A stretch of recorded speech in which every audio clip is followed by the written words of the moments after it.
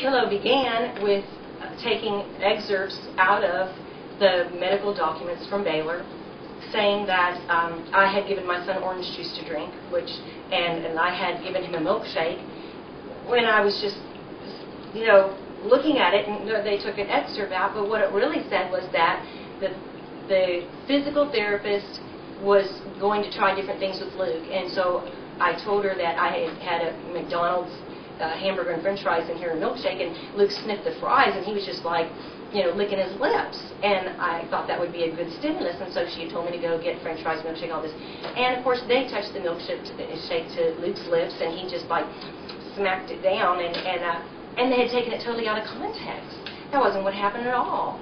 And everything that was in there, they said that I was hysterical one day, and it was upset, and I was yelling at the nurse, and that didn't happen. What happened was, the day that I was really upset was I came in at 7:30 in the morning, and apparently Luke was in the middle of being changed or bathed or whatever, and he was naked on his bed. He had lost down to 119 pounds, which I had told the doctor, and we had discussions about that with nutrition. He would do nothing about it. Luke was thin as a rail, and he was totally naked, and from his waist down, it was totally off the bed. His side rail was down.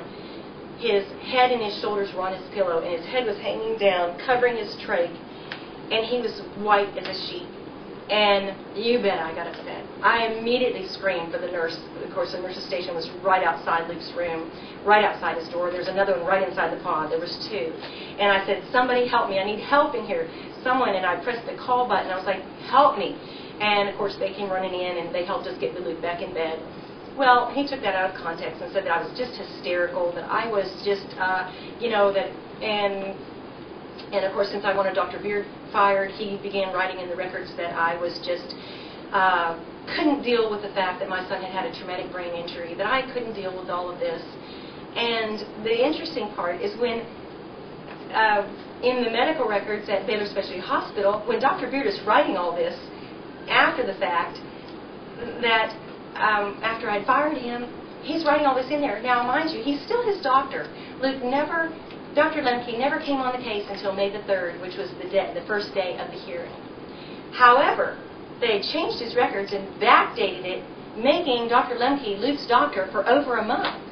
So Dr. Beard has written in there, this is what's going on with the mother, this is what's going on with the mother, and then it stamped at the bottom, Dr. Lemke. And so you look at these, and the records were so doctored, and that's why Scott Killo kept bringing me back to court and saying, she won't give me the records. And I said, we've provided you with the records. And of course, I show the records, and it says down there, opposing party given a copy, checked yes on the front cover. The judge says, no, you didn't give him a copy. You're to get him another copy. So I paid $758 for the first copy. The second copy, I had to pay another $390 for it to get him a second copy. And then Killo takes me back to court again, and this is the ad litem, takes me back to court again, and he says, Your Honor, I want the original copy. I want the sealed copy given to me. Now, we had the Records and Review in Jacksonville had made the copies and given him a copy. They had sealed the original and given him a copy, my attorney a copy, I had a copy. And so we knew that they were sealed and no one had tampered with them. And then my attorney had had these records all this time, and he could have given them to the ad litem at any time, but he never did. They blamed me for not giving them to him. I didn't even know that my attorney had sealed copies. I had no idea that I was even entitled to Luke's medical records. This attorney, Howard Britton, would tell me, you come up here and look all through there, and you find every place where they say something about you in these records, which were 758 pages. So I'd have to come to his office, work for an hour or so, and look through, and they said that mother is very protective of his son, and mother is very caring, and they would say all these good things about it. That's the only thing that I had to mark and put little sticky tabs outside each one. Well, my sister finally came down, and she said, those are your records. You're entitled to those. He has the sealed copies. You can have the other copies. So we went down, told him that we wanted the copies of the medical records, and my sister said, you can keep the sealed copy. You keep them here. We just want copies of the medical records. We want to go through them. Well, Howard Britton was furious. He had his secretary come in and told her to pull all of Luke's medical records and give them to us. He handed us an ink pen that we had to write and say that, yes, we were taking these files with us. After we signed it, he had handed my sister an ink pen. His secretary said, come with me and sign these. My sister turned around with the ink pen, and of course she signed for those that we received. This one, we checked them all off, and we checked them all off that we received them all and signed it. And then she just handed them to us, and of course there were stacks of them. So Joni took an armful, I took an armful, and we were escorted to the door. When we got home, there was a message on my phone at home, and it said that Mr. Britton had called and said that my sister had stolen his Mont Blanc ink pen, and that he wanted it returned by tomorrow morning at 9 a.m. or he was going to file charges with the police. And of course, we were just dumbfounded.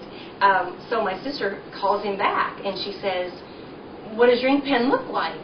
And of course, we always call my sister Pockets, because she never goes without a sweater, without something with pockets. And of course, she would always take our ink pens, and every time we'd look for something, she'd have it, and in her pockets. And so she pulls out a wad of ink pens, and has about 5 of them there. And he said it's black, and it has a little white star on the top, and all that. My sister didn't even know what a Mont Blanc was. And so anyways, she looks and she goes, oh, I have it right here. He said, I want it returned by tomorrow morning at 9 a.m. And she said, well, you know, I've flown in from Ohio, and my sister has...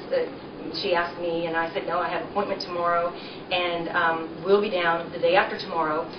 We have to come and file more papers, and or whatever, and we'll bring your ink pen then.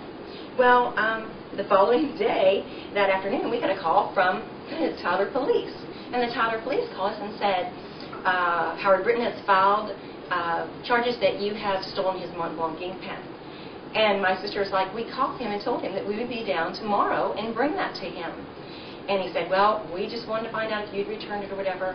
And so we went and returned his ink pen right then, and my sister had it, a copy of saying that I have returned your Mont Blanc ink pen, and had a place for him to sign it. And we had a copy of it made at his office with the ink pen and his signature, and of course had him sign it. And then we took it over to the police department and showed them that we had returned this.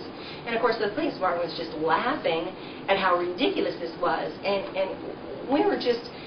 and it became so difficult that every time we went to the courthouse to file any papers, they would actually send an officer upstairs with us on the 3rd floor and stand with us. And if we started to ask too many questions about we wanted this document or that, he would say, that's it, you're not allowed to ask any questions, and make us leave. And we were searched when we came in, and we just couldn't believe it. And every time I'd go down there, they would really give me a hard time.